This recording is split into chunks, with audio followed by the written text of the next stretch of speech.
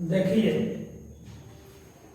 ये टॉपिक देखिए तो ये टॉपिक में है पतले लेंस द्वारा किरण का विचलन, deviation of ray due to a thin lens. इस पे पढ़ा समझिए तो एक कोई पतला लेंस है, उसका प्रधान अक्ष एक्स एक्स दर्शन है। एल क्या है? एल कोई पतला लेंस है जिसका प्रधान अक्ष एक्स एक्स डैश है। इसके प्रधान अक्ष पर P कोई बिंदु है जो L1 लेंस के A बिंदु पर आपतित होती है और AQ दिशा में अपवर्तित होती है। क्या होती है? AQ दिशा में अपवर्तित होती है। तो ये जो किरण हो गया, कौन सा किरण हो गया? आपतित किरण। माने ये क्या हो गया? आपतित किरण। और AQ क्या हो गया? अपवर्तित किरण। अगर ये लेंस नहीं होता, सपोज दैट ये लेंस नहीं होता, तो प्रकाश की किरण कैसे जाती है? P से A और A से L दिशा में निकलेगी। क्यों बाबू? क्योंकि प्रकाश अगर किसी एक ही माध्यम में गमन करती है तो सीधी रेखा में गमन करती है, उसमें कोई परिवर्तन नहीं होता है। लेकिन जैसे ही हवा से कहीं भी से चल रही है प्रकाश की किरण, तैयारी जैसे ही पहुंच जाती है, कांच का लेंस पड़ जाता है। तो लेंस क्या करता है? प्रकाश की किरणों को अपवर्तित कर देता है। अपवर्तन क्रिया किसे कहते हैं?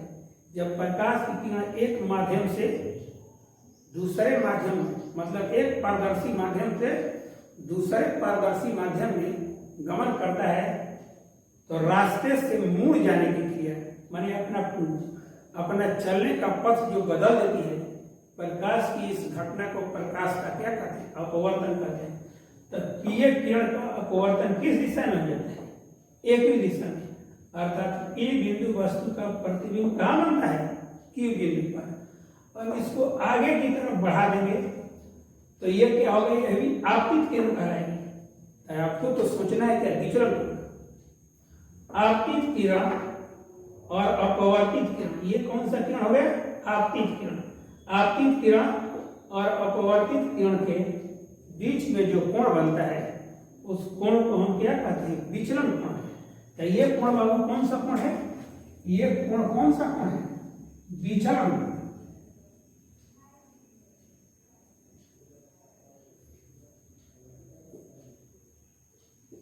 विचलन कोण हो गया। तो आपतित किरण और अपवर्तित किरण के बीच जो कोण बनता है, उस कोण को विचलन का कोण कहते हैं। इसे डेल्टा द्वारा सूचित करते हैं। आइए, प्रकाशीय केंद्र से कितनी ऊंचाई पर है? H ऊंचाई पर आपतित होती है। अब इसका मैथमेटिक्स थोड़ा सा समझिए।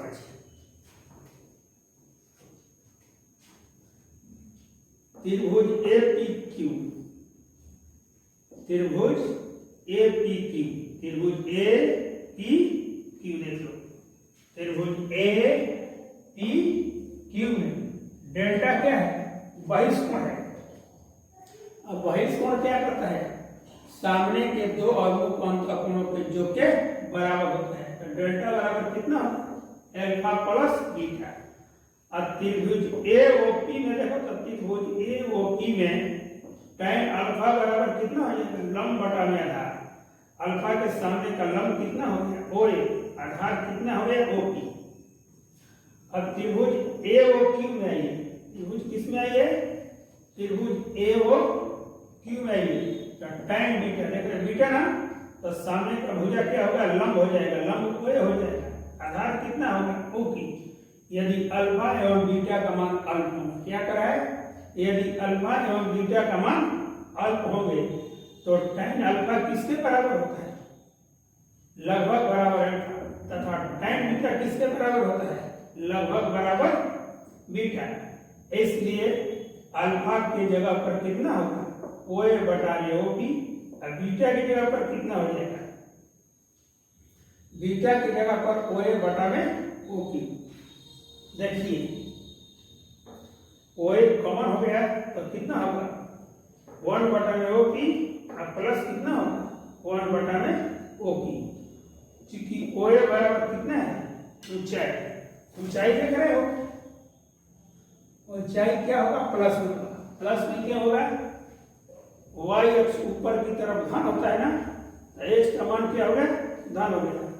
OP बराबर वस्तु, OP वस्तु दूरी क्या होगा माइनस हो गया, और OQ बराबर प्रतिबिंब दूरी प्लस भी होगा, क्योंकि दाहिने तरफ बनता है, दाहिने तरफ की दूरियां धनात्मक होती है और बाएं तरफ की दूरियां ऋणात्मक। ऊपर की ऊंचाई धन होता है और नीचे की ऊंचाई क्या होता है ऋण होता है। तो यहाँ पर कितना हो जाएगा h हो जाएगा, यहाँ पर माइनस ही हो जाएगा अब प्लस होगा। इसको सीधा कीजिए h into 1/v minus 1/v। Length सूत्र से क्या होता है 1/v minus 1/v equal to 1/l। इसलिए डेल्टा की जगह पर कितना होगा डेल्टा हो जाएगा h हो जाएगा, इसके जगह पर कितना होगा 1/l। डेल्टा बराबर h/l। h क्या है ऊंचाई, if क्या है इसका फोकस दूरी, अतः विचलन बराबर कितना हो गया ऊंचाई बटा में फोकस दूरी। विचलन बराबर क्या हो गया ऊंचाई बटा में फोकस दूरी। ये इसलिए बताया गया है कि इस टॉपिक का उपयोग आगे होगा कब, जब हम पढ़ाएंगे समतुल्य लेंस की फोकस दूरी ज्ञात करें। जब दो लेंस एक दूसरे से कुछ दूरी पर ऐसे होंगे, कुछ दूरी पर होंगे, तब इसमें इसको लागू किया जाएगा डेल्टा बराबर h बटा में। इस तरह का फिगर आएगा एक दूसरा जिसमें डबल लेंस होंगे। इसलिए सूत्र को आपको दिमाग में रखना जरूरी है। ये सूत्र दिमाग में नहीं रहेगा तो अगला थ्योरी आपको समझ में नहीं आएगा।